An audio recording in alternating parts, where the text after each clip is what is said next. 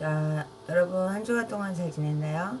오늘은 내 생각이 아닌 하나님의 뜻대로라는 제목으로 말씀 전할게요.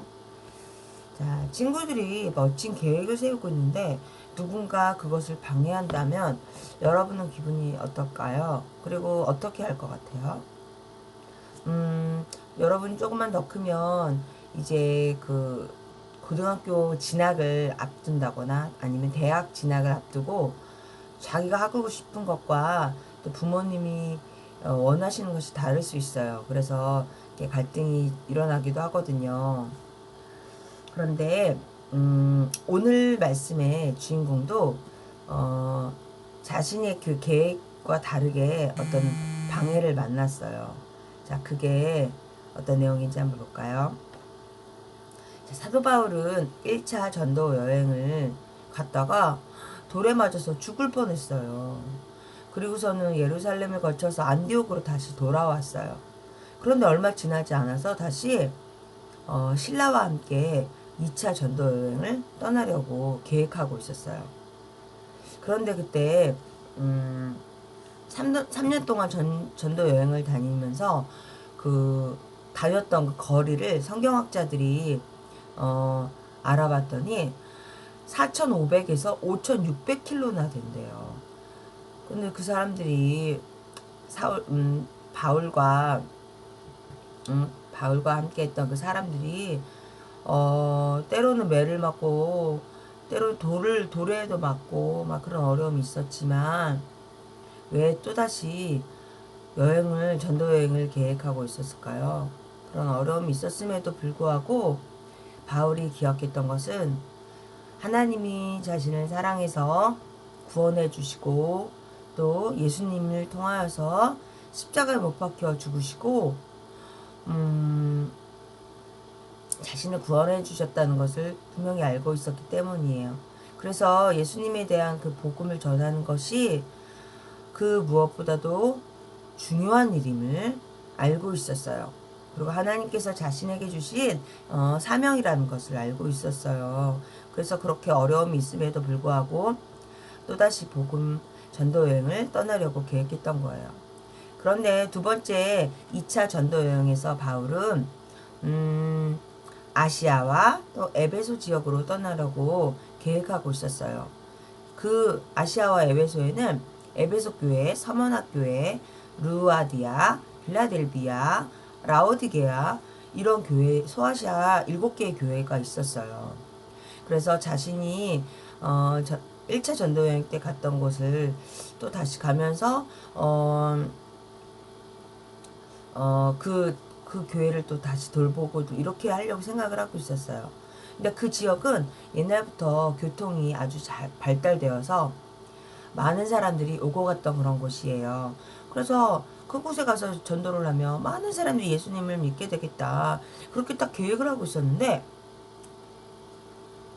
꿈에서 아니, 맨 처음에는 성령님께서 자꾸 그 일을 막으시는 것을 느꼈어요. 뭔가 일이 진행이 잘 안 됐겠죠? 그러던 참에 꿈에 환상을 봤어요. 어떤 영화 같은 어떤 장면을 본 거예요. 근데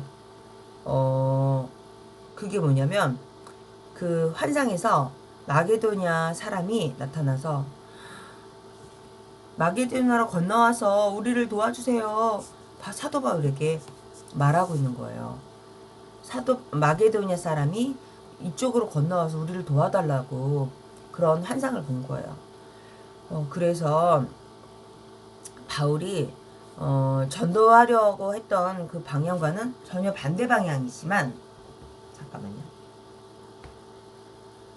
자, 여기만 보세요. 잘 안 보인다. 미안. 자, 바울이 계획했던 것은 아까 말했던 그 에베소하고 그쪽 지역이었어요. 그치만 하나님이 원하시는 것이 그 환상을 통해서도 그와 반대 방향, 마게도냐는 반대 방향이었거든요. 그래서 그때는 이해하지 않았지만 사도 바울은 이것이 하나님의 뜻인가 보다 하고 확신을 하고 그쪽 마게도니아로 가는 배를 탔어요. 그리고 그 마게도니아로 건너간 바울과 실라는 빌립보 성에서 루디아라는 여인을 만나서 복음을 전했어요. 그래서 루디아와 모든 가족들이 예수님을 믿고 세례를 받았어요. 그래서 빌립보 교회가 세워지는 출발점이 됐어요. 자, 그리고 나서 바울과 실라는 또 기도처로 가는 도중에 귀신에 들려서 점을 치는, 여기 울산에 점 치는 사람들 많이 있죠. 그리고 점을 보러 가는 사람도 많이 있어요. 그런데 그 귀신에 들린 다음에 그의 그 힘으로 점을 치는 사람이 여인이 있었어요. 그 여종이었는데 바울과 실라가 하나님의 복음을 전하는 사람들을 알고 이 여종이 계속해서 쫓아다니면서 방해를 했어요. 복음을 전하는 것을 방해를 했다고요.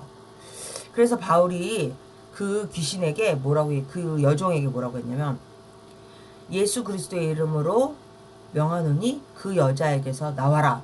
딱 그랬더니 그 귀신이 그 여종에게서 나왔어요.